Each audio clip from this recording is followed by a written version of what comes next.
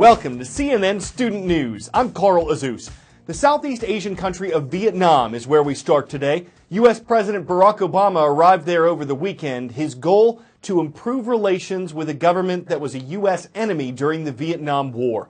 The conflict extended from 1954 to 1975. The communist government of North Vietnam and its allies eventually defeated South Vietnam, which was supported by the U.S. More than 58,000 U.S. troops were among the millions overall who died in the Vietnam War. Former President Bill Clinton reestablished U.S. diplomatic ties with Vietnam in 1995. And President Obama is hoping to increase economic and security cooperation between the two countries. Reactions to this trip are mixed. Some veterans groups say it'll help remind Americans of the war and those who served. Others say the president needs to ask about more than 1,600 U.S. troops who are still listed as missing from the war. But there's another factor in this visit. The U.S. sees Vietnam as a partner in slowing down the influence of China. That country's become increasingly territorial in the South China Sea. Like his father before him, Lê Thanh makes his living from the sea. He's fished these waters for 31 years, but lately his job's become a lot more dangerous. First they took our fish, then the essential equipment. If they liked it, they took it. If they didn't, they threw it away. Thanh describes a day when Chinese men boarded his boat, stole his equipment and threatened him and his sons. This happened last year, but he says his boat has been targeted 4 or 5 times over the past decade. Thanh says he's being targeted because he fishes in the Paracels, a chain of islands claimed by Vietnam, China and Taiwan. Vietnamese authorities say hundreds of fishermen from Lý Sơn, a small island off the east coast of Vietnam, report being intimidated, beaten or robbed by men on Chinese-flagged boats within the Paracels. Yet, despite the danger, the local government says it's encouraging men to keep fishing these waters, calling them defenders of Vietnamese territory. The Chinese Foreign Ministry says it has no knowledge about Vietnamese fishermen being beaten or chased away, and the Paracel Islands are its sovereign territory, along with most of the South China Sea. China is building man-made islands, laying down airstrips, deploying surface-to-air missiles in defiance of competing claims by other regional players. And the US has waded into the fight, challenging China by running freedom of navigation operations in the region and calling for an end to the militarization of the area. The North African nation of Egypt, which borders the Mediterranean Sea, has sent a submarine to look for the remains of Egypt Air Flight 804. It disappeared last Thursday on the way from Paris, France to Cairo, Egypt. There were 66 people aboard. Searchers had found wreckage in the Mediterranean, life vests, plane parts, personal belongings. But locating the fuselage with the plane's flight data recorders would help explain exactly what happened. Officials don't know if the problem was mechanical or terrorism related. Either way, the incident adds to a list of troubles Egypt is facing. The last 5 years have been rough on Egypt. The hope and optimism born in the uprising that deposed President Hosni Mubarak have been eclipsed by instability, terrorism, violence, and repression. In 2012, Egypt had its first ever democratic presidential election, electing the Muslim Brotherhood's Mohamed Morsi. But after a year, he was ousted by the Egyptian military after massive popular protests.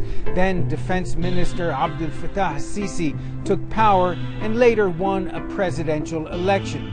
Sisi promised to bring stability and prosperity and crack down on terrorism, but so far he's failed on all fronts.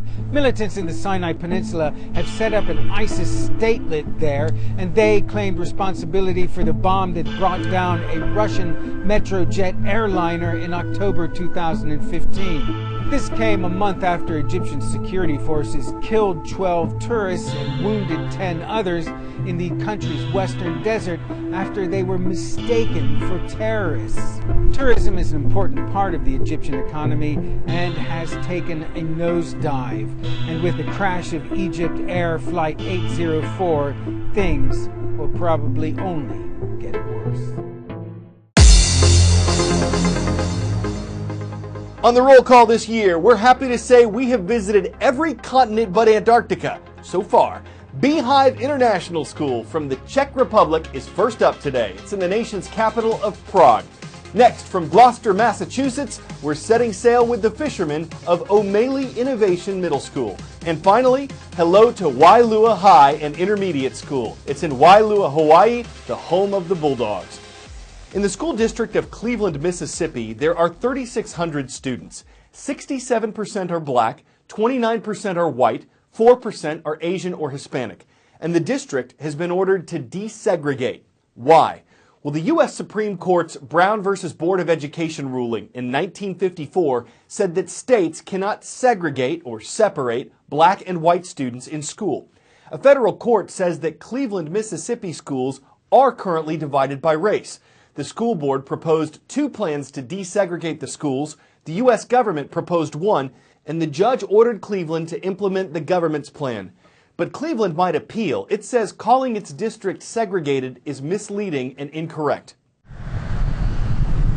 The legal fight lingering over the schools in this tiny Mississippi town is almost as old as these buildings. A federal court ruled Cleveland, Mississippi schools are still segregated 62 years after the landmark ruling Brown v. Board of Education. The feds argue schools on the east side of town are still all black or virtually all black. On the other side of town, campuses have been historically and disproportionately white. The town's 2 high schools are at the center of the long-standing case. At Eastside's high school graduation ceremony this week, no white students to be seen. On the west side of town, Cleveland High has a fairly even racial split, far from the 2/3 black, 1/3 white makeup of the community. The Cleveland School District is now being ordered to merge both its middle and high schools before the next academic year. It's a move the district's attorney argues would disrupt proven success. We think that the choices that we've afforded parents over the years have created a system where we have students of both races learning side by side. You have to take a look back to 1965 to understand how the Cleveland School District got to this point. Bolivar County, the school system that included Cleveland, was sued at the height of the civil rights struggle, demanding schools desegregate. District officials maintain they have taken steps to make integration happen over the years. Just 4 years ago, they eliminated attendance zones divided by where the trains used to run.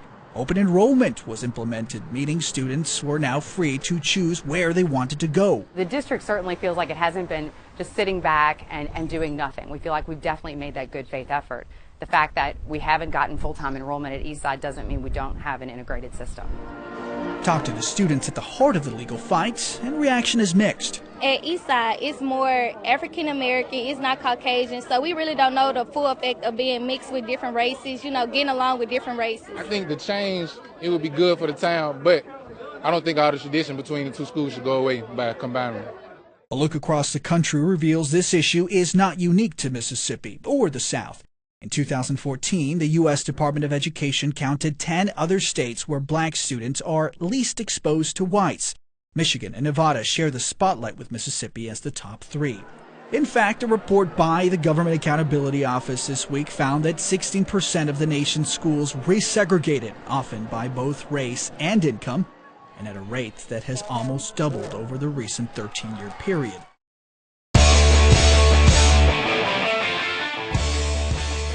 If you like chocolate, coffee, and waffle cones, this sounds like a good idea. But if you try to make this yourself, chances are one of 3 things happens. 1, the coffee pours through the waffle cone and spills. 2, the coffee dissolves the waffle cone, then spills. 3, the coffee melts the chocolate, then dissolves the waffle cone, then spills. The creator of this, who says it's the most Instagrammed coffee ever, reportedly used 4 chocolate compounds to solve the problem. Well, for about 10 minutes anyway. Then it spills, which means you can't have your coffee in a cone and drink it too. For those who want chocolate and waffle cones, this could coffee to craving, though coffee connoisseurs might take some convincing because without the time they favor to savor the flavor, they'd probably waffle on the whole bean idea. I'm Carl Azuz. CNN Student News is serving more current events on Tuesday.